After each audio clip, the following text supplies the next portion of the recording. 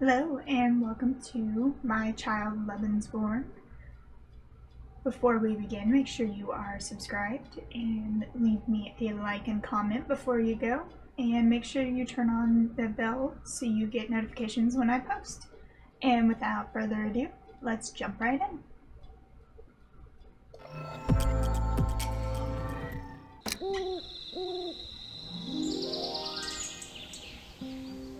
Hello, I'm awake. The parade is this week.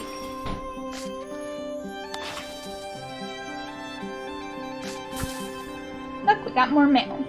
I'm gonna read the mail.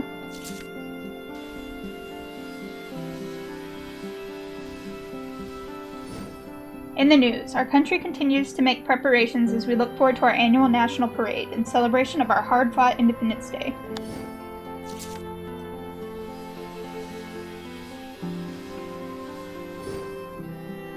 Right grandparents. Documents from Aunt Anne give the address for Klaus's grandparents, such as... Okay. Hello, I'm reaching out to you from Norway. I am the adoptive parents of your grandchild Klaus. I have learned that he lived with you for some years. He still remembers his Omi and longs to hear about his father. Could you help?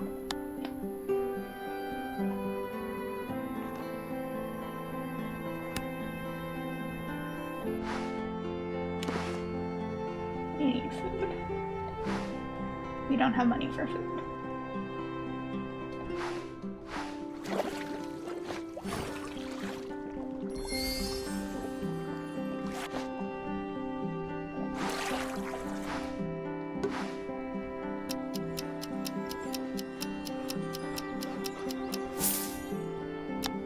We're gonna have to work overtime so we can afford food. Hey, now that you're home, can we eat? It's getting late. Oh, we don't have any food because we didn't go to the store. You read me a bedtime story? Of course.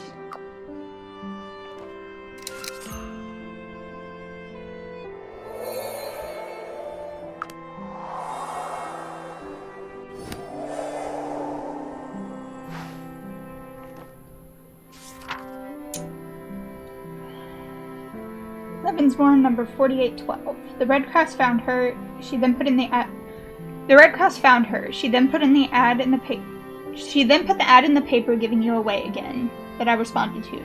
But your start in life gets even sadder. The document also shows that you were a Lebensborn child with the number 4812. You lived in the Lebensborn home called Godthab, and when the war ended, cared for by German nurses. The Norwegian government sent you back to your grandparents in Germany after the war ended because they wanted to empty the Lebensborn homes as quickly as possible. Huh.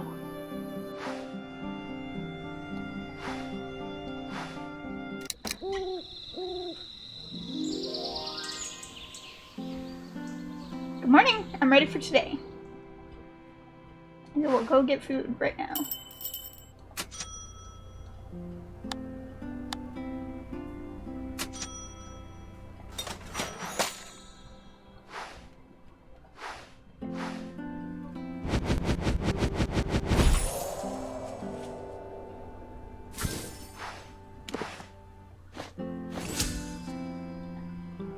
Is it time to go?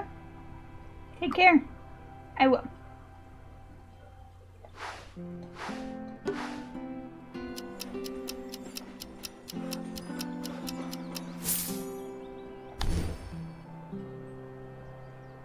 Eat the teddy bear's leg. Yeah. Oh no. What's wrong? I saw some of the kids from my class. The ones that bully me. They said some mean things. They were saying I can't go in the parade. Can they hurt us? I don't know. I hope they can't. I don't want you to get hurt.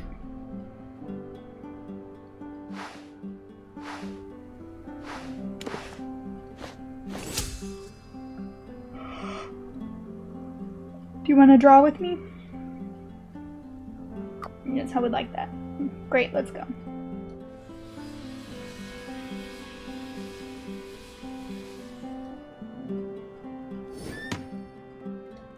I'm tired. Can you read me a nice story? Of course.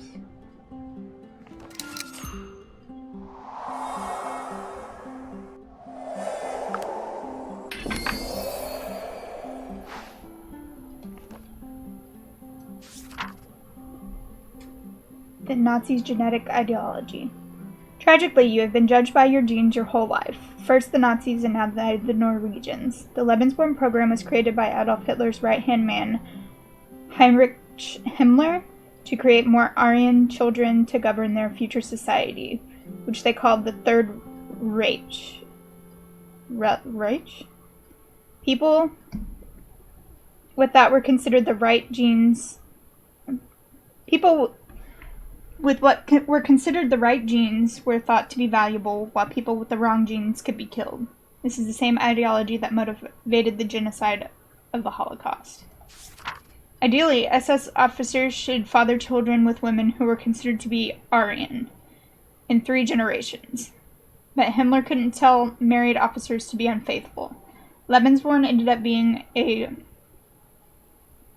ended up as a support program for the children of Aryan women and German soldiers. Around half of all Lebensborn children were born in Norway, because the Nazis thought that many Norwegian women were mothers of good blood, but they thought that our culture was too weak, so the children were raised by German nurses. Huh.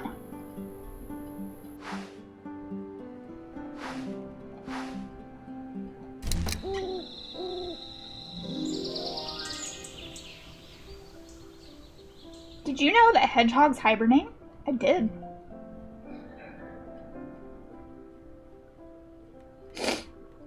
I did not. You know everything, don't you? That's why we don't see them in the winter. You need a bath, dear child.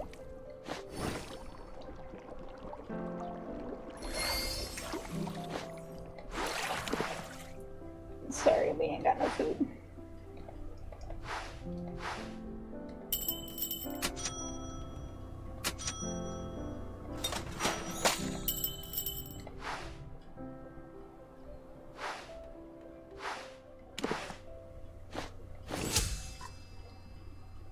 Yeah, it's time to go soon. Have a good day at school. Yes.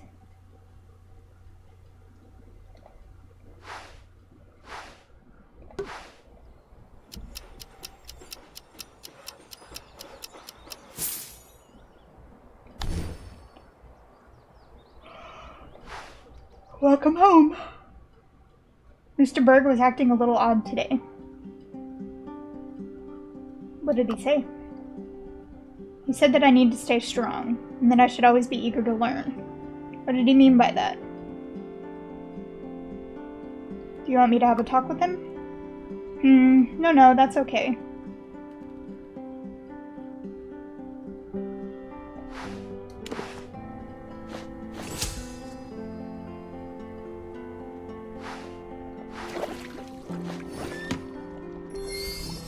Can I go to sleep? Of course. Can you read me that story I like? Of course.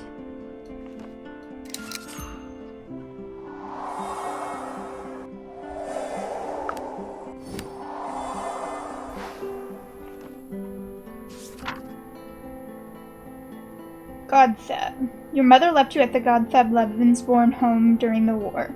From the outside, Godthab looked luxurious, but inside, children like you live with strict discipline. Only the best behaved got to play with toys. There is also a worry that children who didn't develop an Aryan look can have disappeared from the homes. After all, there is no Aryan gene. It's just a name they gave Nordic-looking people. For what they sought, Aryan children should have blonde hair and blue eyes.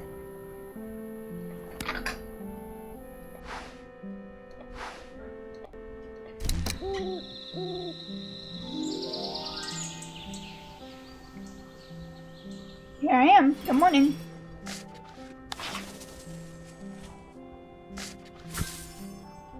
What do you do with this mail anyway? Read it.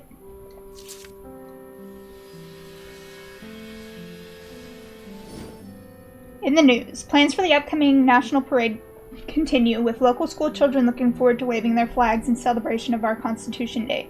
A parade route is planned, with the children meeting their classmates at school in the morning before walking in from the school and through town. Okay.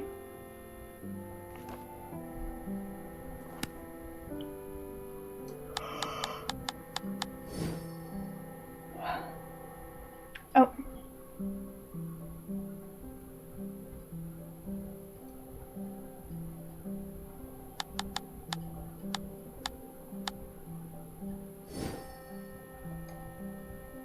Oh.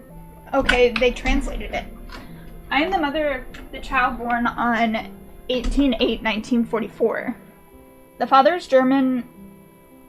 Oh, Heinz Fleischner. I admit that I am not able to take care of the child as I should. Some time ago, I sent the child to Lebensborn Children's Home Godthab, where German was the only spoken language.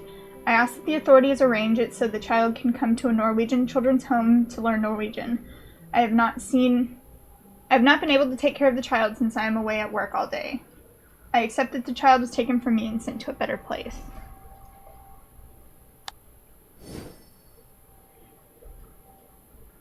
To the Church Department Oslo, thank you for your letter concerning the child born by Siri Felge, 18/8/1944.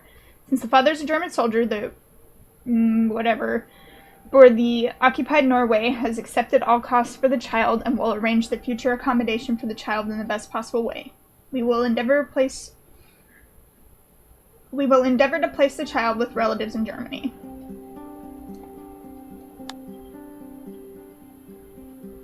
We read that one. To the Vicar in Skogsen. We were searching for the mother of Kay Belgic, born on 18/8/1944 in Hammerstead. We have heard that she is now living in Skogsen and would appreciate any information you might have about her address. With regards, Norwegian Red Cross. 27/1947. Received information that she has married Gunnar Syme and lives at Skrenza in Skogsen.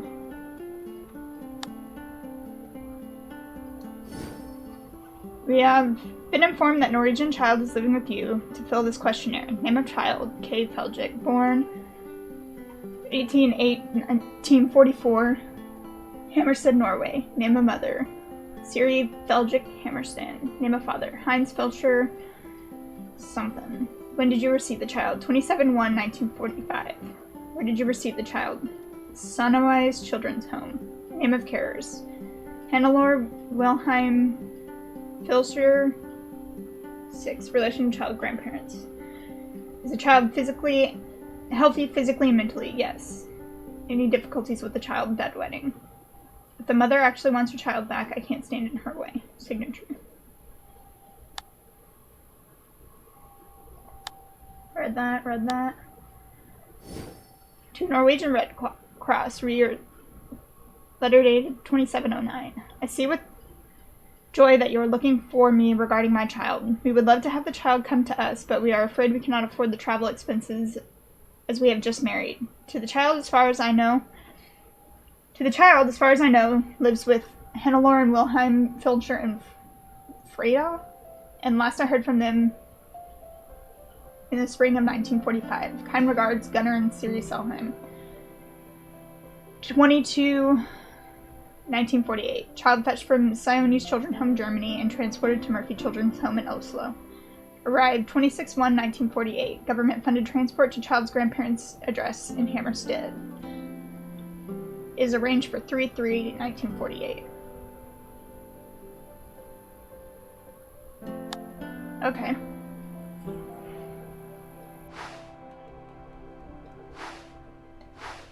Do we have food? We did not.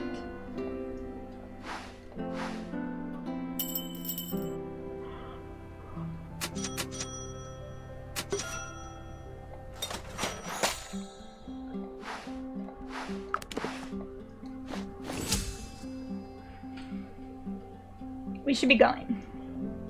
See you soon. Learn a lot, okay? I'll try.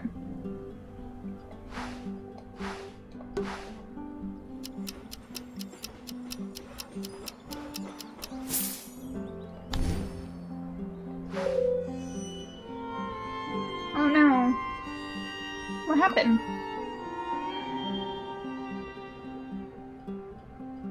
Mr. Berg told us today that he's not going to be our teacher. We'll get some stranger, Mr. Solheim. He was also there today. What else did he say? He was mean. He scolded me for talking back when I didn't talk back at all.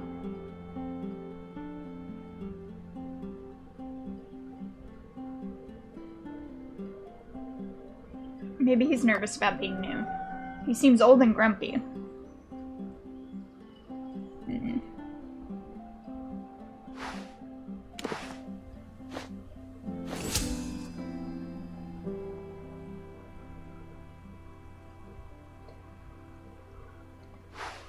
Sorry, kiddo. I want my bed. I don't want a new teacher.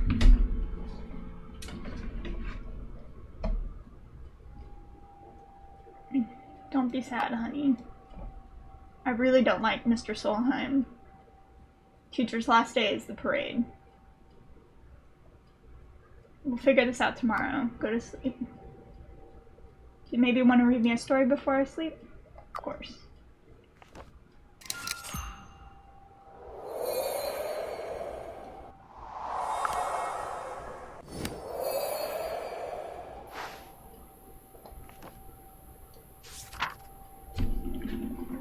In 1505, when the war ended, around 500 children lived in Lebensborn homes.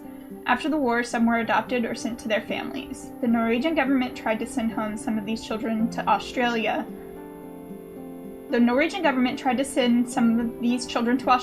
order to get rid of them, fearing the great cost for child support and that the children were mentally disabled. You were one of around 250 children with Norwegian citizenship who were found to be in Germany. The 25 they couldn't place were declared to be mentally disabled and sent to live in mental asylums. Many said that all German soldiers were, and that all Norwegian women who were with them were therefore as well. No wonder they also think all their children were born as weaker individuals due to their genes. You must never forget that this is a lie. The irony is that these Norwegians think about genes in the same way as the Nazis. The only difference is that now the German genes are considered weak instead of being strong. But the logic is just as wrong and inhumane.